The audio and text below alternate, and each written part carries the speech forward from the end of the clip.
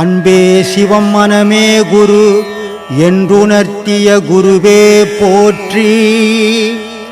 எனக்குள் இறைவனை உணர வைத்த குருவே போற்றி.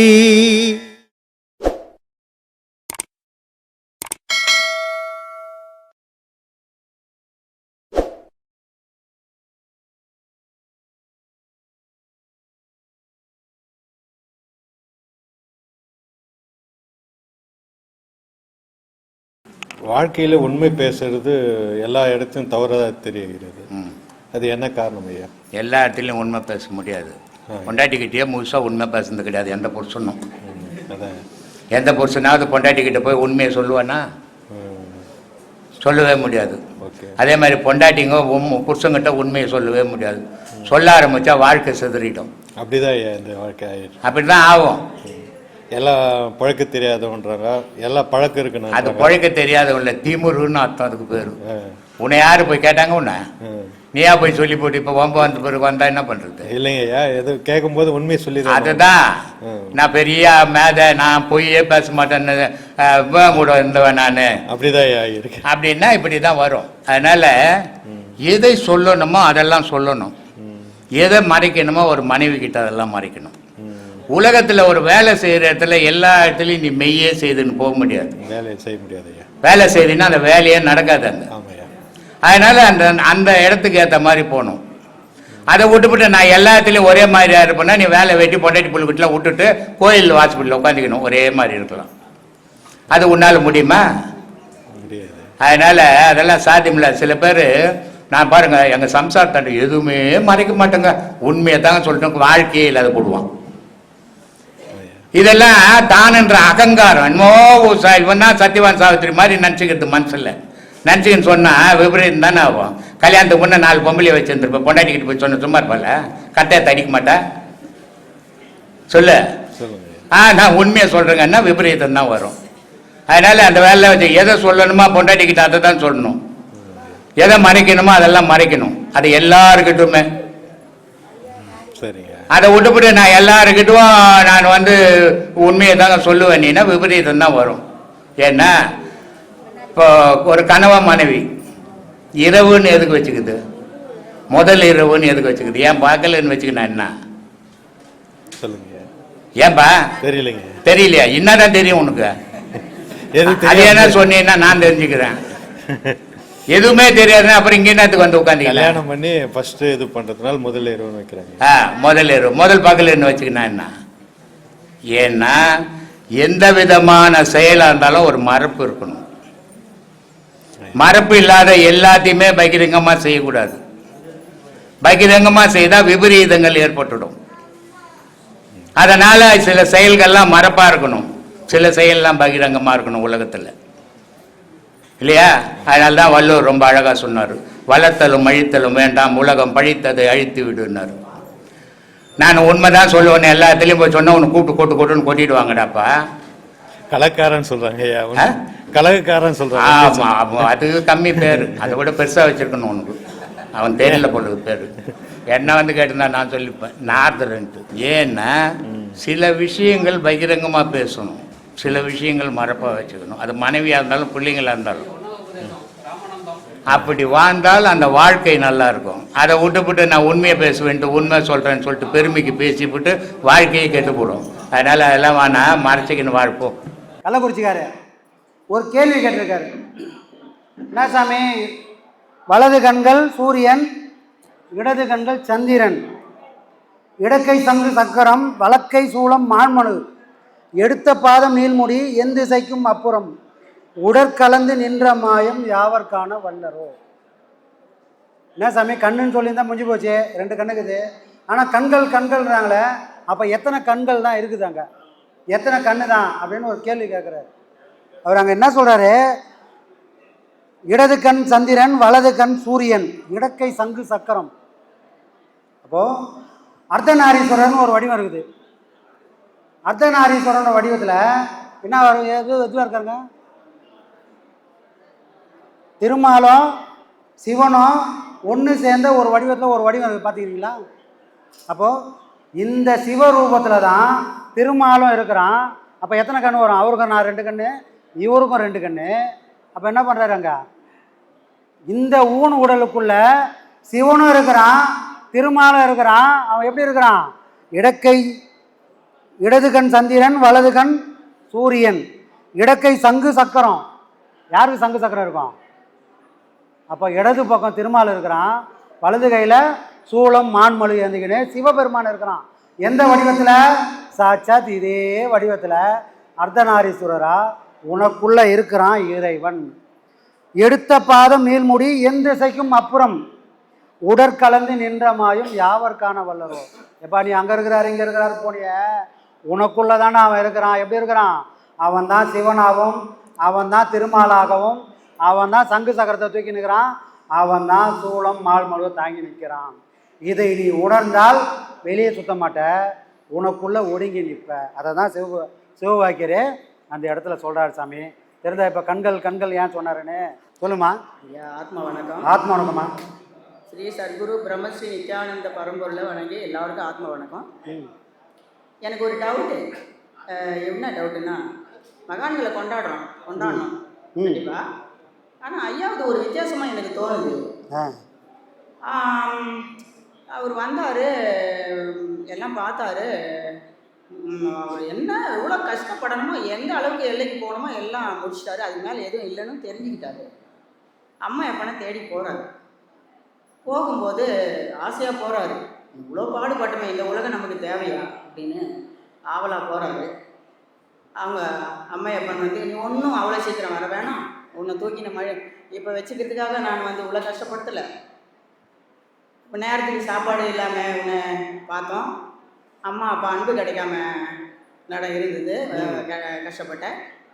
பள்ளிக்கு போகிற பசங்களெல்லாம் பார்த்து ஏங்கினேன்.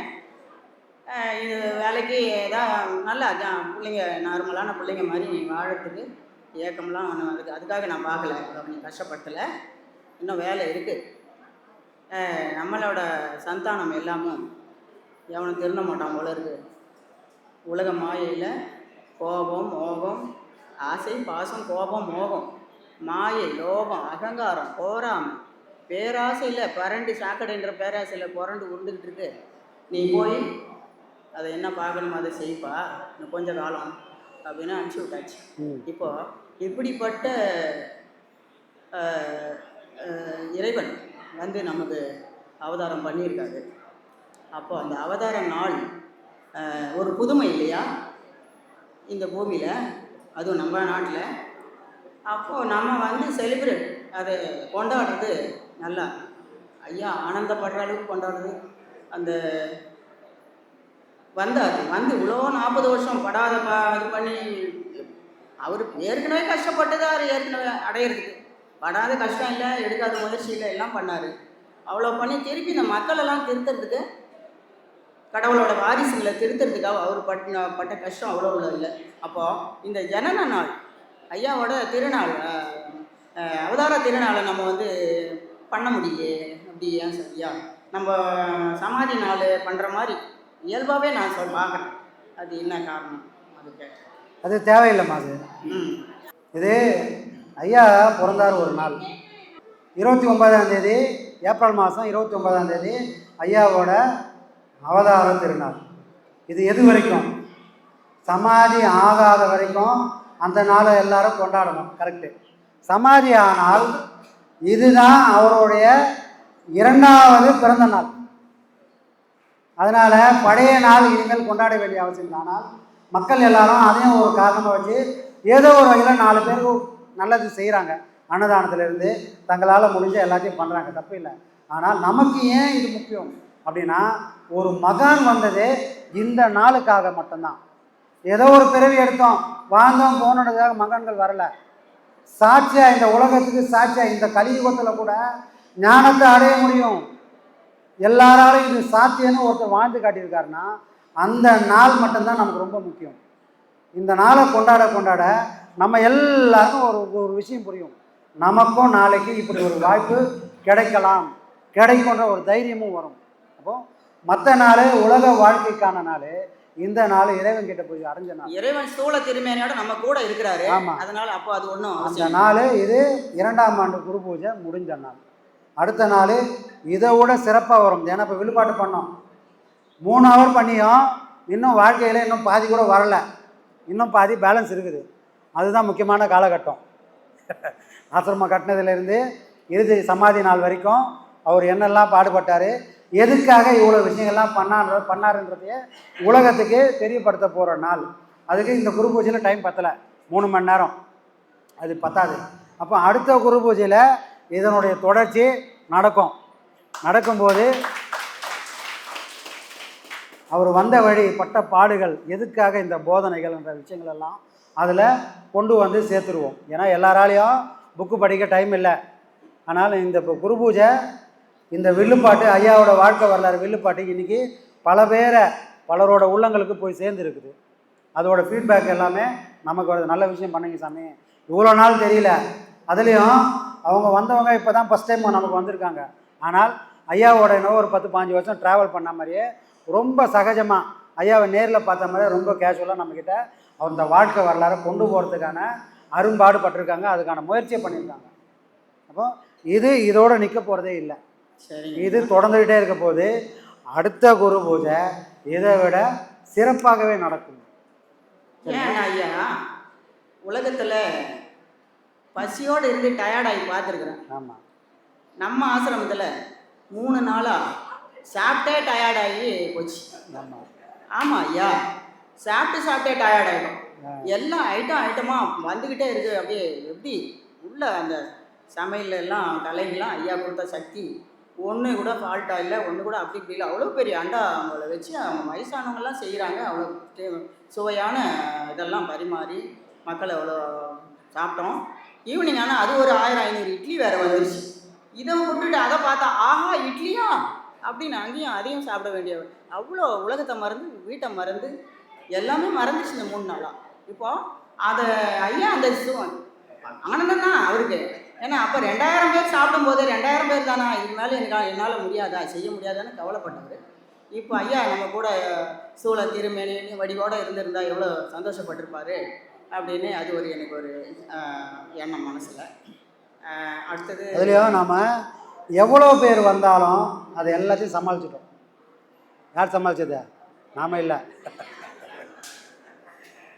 ஏன்னா நடந்த விஷயங்கள் எல்லாமே உங்கள் எல்லாருக்குமே தெரியும். ஒரு இக்கட்டான ஒரு சூழ்நிலை தான். ஆனால் கவலையே படாதீங்க சாமி அப்படின்னு ஒவ்வொருத்தரும் தோளோட தோல் நின்று உங்கள் பாரத்தில் கொஞ்சம் எனக்கு கொஞ்சம் கொடுங்க, என்னால் முடிஞ்ச பாரத்தை நான் சுமக்கிறேன்னு ஒவ்வொருத்தரும் இங்கே வந்து கலந்துக்குன்னு அவங்களால என்ன முடியுமோ அந்த உழைப்பை அந்த பொருளை கொடுத்ததுனால தான் நாம் இவ்வளோ சிறப்பாக பண்ணோம். கையில் காசே இல்லை, எப்படி பண்ண போகிறோன்னு தெரில, ஆனால் தைரியம் மட்டும் இருக்குது, பண்ணிடுவோம் பார்த்துடலாம். ஆனால் அது சிறப்பாகவே நடக்கும். ஏன்னா நாம் நம்புறது தெரியாத தெய்வத்தை இல்லை, நம்ம கூட வாழ்ந்த தெய்வத்தை. அவர் என்னெல்லாம் பண்ணுவாருன்றத குழந்தையிலேருந்தே வாழ்ந்துருக்கோம்.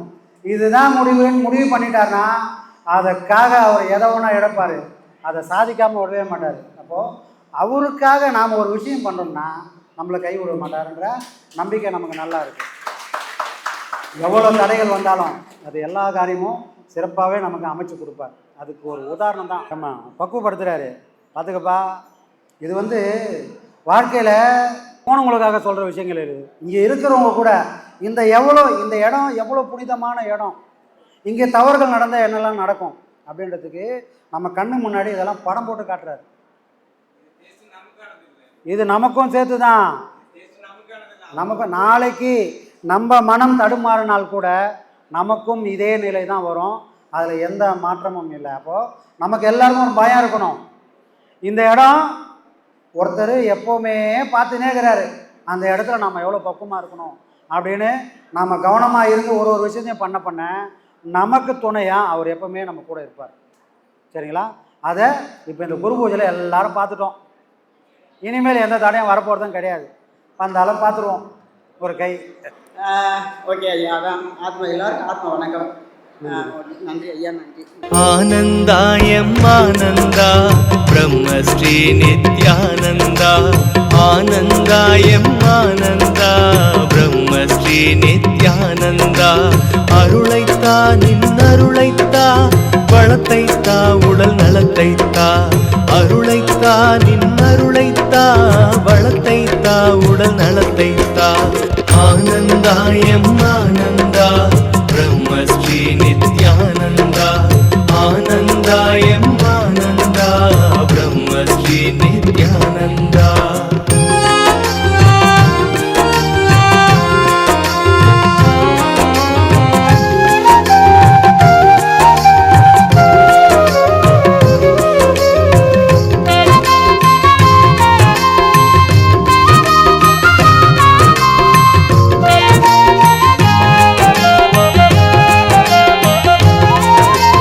அறத்தைத்தா நல்லறத்தைத்தா திறத்தைத்தா நெஞ்சுரத்தைத்தா வரத்தைத்தா நல்லறத்தைத்தா திறத்தைத்தா நெஞ்சுரத்தைத்தா அறிவைத்தா மன தெளிவைத்தா மகிழ்வைத்தா நல் மனதைத்தா ஆனந்தாயம் ஆனந்தா பிரம்மஸ்ரீ நித்யானந்தா ஆனந்தாய